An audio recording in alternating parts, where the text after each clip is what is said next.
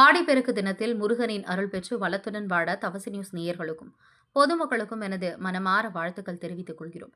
வாணியம்பாடி அருகே நடைபெற்ற வள்ளி தெய்வானை சமேத கல்யாண சிவசுப்பிரமணிய ஆலய ஆடி கிருத்திகை திருவிழா நடைபெற்றது. திருப்பத்தூர் மாவட்டம் வாணியம்பாடி அடுத்த சின்னமூட்டூர் கிராமத்தில் உள்ள வாணியங்குட்டை பகுதியில் அமைந்துள்ள அருள்மிகு வள்ளி தெய்வானை சமேத கல்யாண சிவசுப்பிரமணிய ஆலயத்தில் லோகநாதன் மற்றும் சண்முகம் தலைமையில் ஆடி கிருத்திகை விழா வெகுமரிசையாக நடைபெற்றது. முன்னதாக கோவிலில் அமைந்துள்ள மூலவருக்கு சிறப்பு அலங்கார அபிஷேக பூஜை நடைபெற்றது.